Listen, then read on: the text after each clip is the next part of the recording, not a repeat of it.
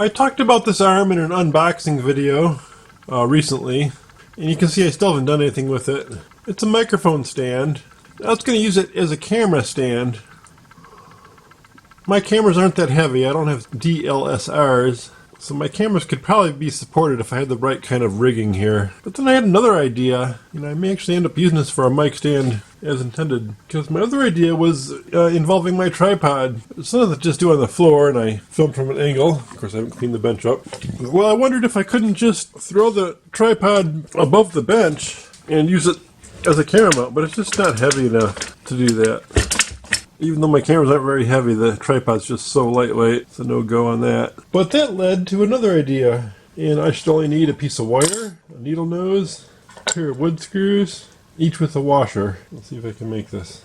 My tripod's kind of falling apart, so I may have to revisit this thing and reshape what I'm going to do.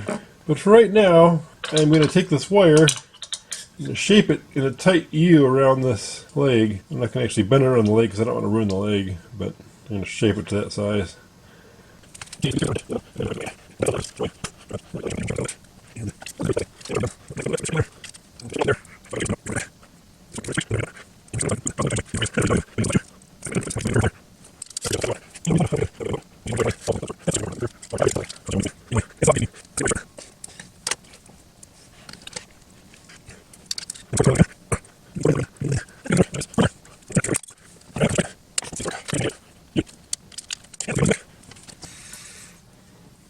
Cut a longer piece of wire. This came out nicely, but this leg is just a little short. I tried to economize. I could schlock it, I could make this bend towards the wall. I'm just going to redo it again. So I'm going to duplicate this bracket, except I'm going to make this leg that much longer and a nicer hook on it. And that's basically what I'm going after. And I'll do it in high speed here so I won't bore you too long.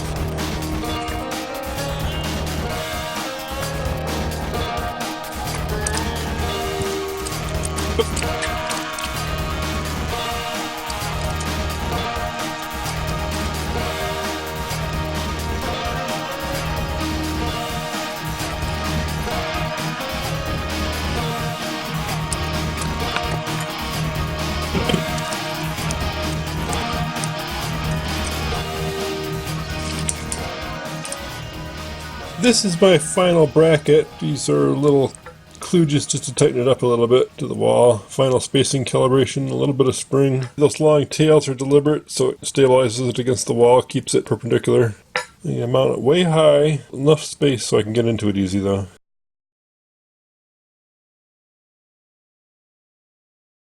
So that's the basic idea. Mount your tripod to the wall. And from here I'll have a view down at the bench, which is messy of course. Be more like this actually. But I can change the view. I can... Let's do that one steady for now.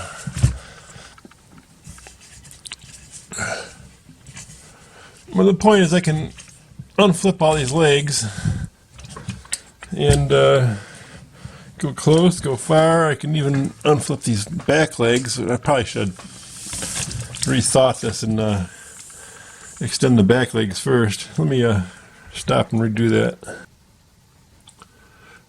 So the thought came to me I should probably have extended the little legs out instead of gearing it up for the middle leg. I geared my cleat for the middle leg because I thought that's all the distance I needed, but probably makes more sense to if I would have geared it for the smallest leg, because from here I've got all kinds of flexibility. I mean, I could have it angled over it this way to one side of the bench, angled to the other side of the bench, adjusting the legs properly, angle it way down, spread them a little more, and angle it down. The idea is I can go all over the place with this thing. And of course, sure, I'd have to extend this out and lock it in. And there I go. You know, I've got a mount. I can change one side of the bench, the other side of the bench. I can raise it up and down. So that's an interesting idea. I think it's going to pan out fine. Like I said, I probably should have made the top bracket for the little leg rather than the big leg, but it's holding it, so that's fine. And this would be a sample video of me working.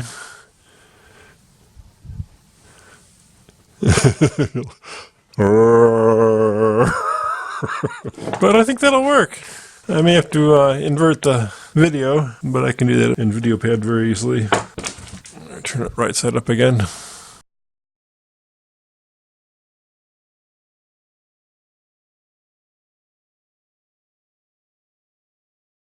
Can you guess the rest of the story?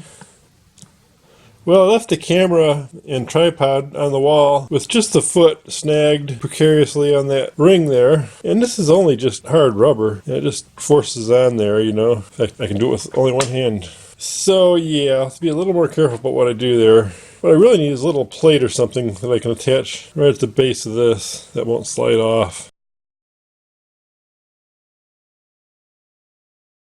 So I made two interlocking pieces. One with the seam on one side, one with the seam on the other side. Cut them out of a piece of plastic jar, real hard plastic. There's captive on this little bit of an edge I've got here. And just for an extra layer of security and actually to keep it from staying way up out of my way, and keep it where I want it to be down here, I'm going to put a little bead of glue around the edge here and let it dry in place down there. And that's the idea of that. Once it's, you know, the glue didn't work out too well. You have to redo this with some better glue, although it works the way it is.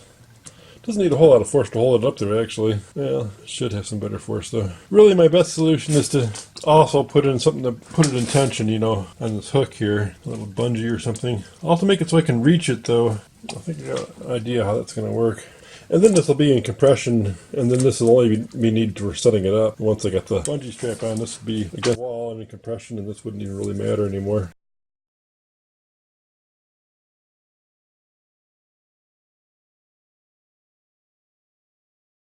So I stole the American-made bungee from my chainsaw cart, as demonstrated on Hill or Stream, my Hill or Stream channel, my log bundling get-up. Anyway, I stole it from there, and I've tied a string to it, or a little thread actually, and into a thumbtack in the ceiling, just so that when I unhook it, it'll sit loose there, right? It won't have to reach all the way back. Hopefully I can reach that from the ground. I'm standing on a stool right now, and clip it on. Sure, it'll be a lot better than trying to reach the wall at least.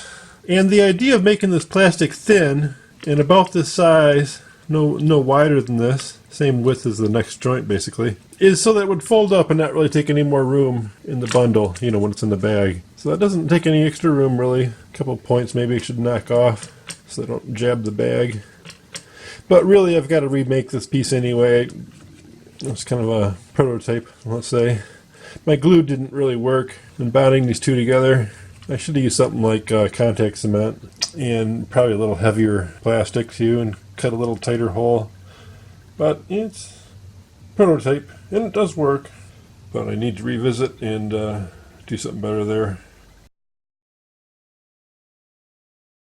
So I think I like that. I can actually extend it out further this way if I want, just by extending the legs out further. I can go closer like I was. I don't think I can duck around and look at the scope. Maybe I can. I probably can. Duck around, look at the scope, and then it'll be upside down, but I can invert it in VideoPad.